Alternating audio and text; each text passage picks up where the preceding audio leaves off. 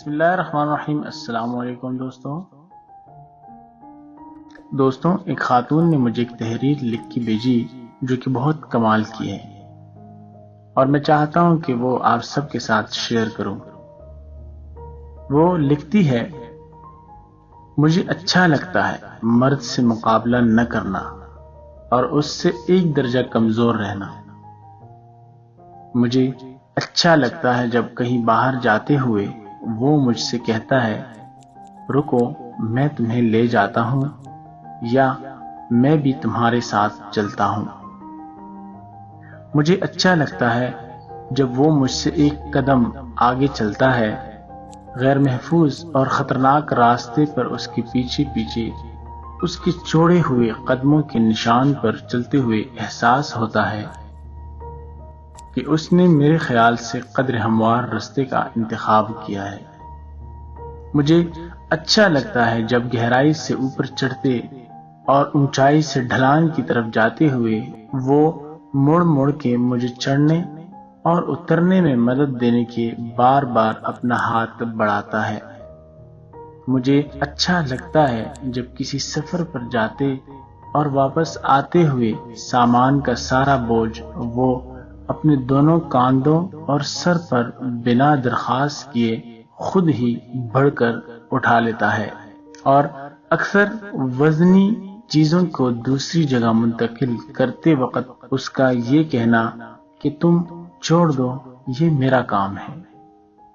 وہ خاتون مزید لکھتی ہے کہ مجھے اچھا لگتا ہے جب وہ میری وجہ سے شدید موسم میں سواری کا انتظار کرنے کے لیے نسبتاً سایہدار اور محفوظ مقام کا انتخاب کرتا ہے۔ مجھے اچھا لگتا ہے جب وہ مجھے ضرورت کی ہر چیز گھر پر ہی مہیا کر دیتا ہے، تاکہ مجھے گھر کی ذمہ داریوں کے ساتھ ساتھ باہر جانے کی دقت نہ اٹھانی پڑے اور لوگوں کے نامناسب رویوں کا سامنا نہ کرنا پڑے۔ مجھے بہت اچھا لگتا ہے جب رات کی خنکی میں میرے ساتھ آسمان پر تارے گنتے ہوئے وہ مجھے ٹھنڈ لگ جانے کے ڈر سے اپنا کوٹ اتار کر میرے شانوں پر ڈال دیتا ہے۔ مجھے اچھا لگتا ہے جب وہ مجھے میرے سارے غم آنسو میں بہانے کے لیے اپنا مضبوط کاندھا پیش کرتا ہے اور ہر قدم پر اپنے ساتھ ہونے کا یقین دلاتا ہے۔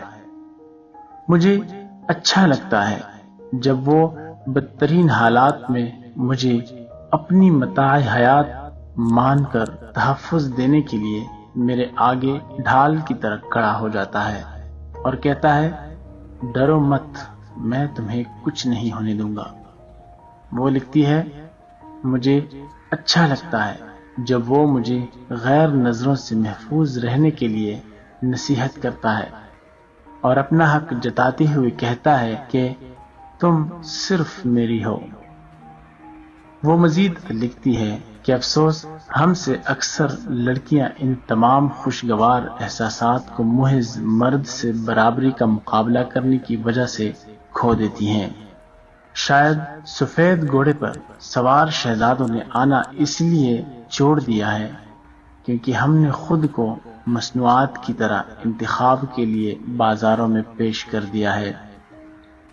پھر جب مرد یہ مان لیتا ہے کہ عورت اس سے کم نہیں، تب وہ اس کی مدد کے لیے ہاتھ بڑھانا چھوڑ دیتا ہے۔ تب ایسے خوبصورت لمحات ایک ایک کر کے زندگی سے نفی ہوتے چلے جاتے ہیں، اور پھر زندگی بے رنگ اور بدمزہ ہو کر اپنا توازن کھو دیتی ہے۔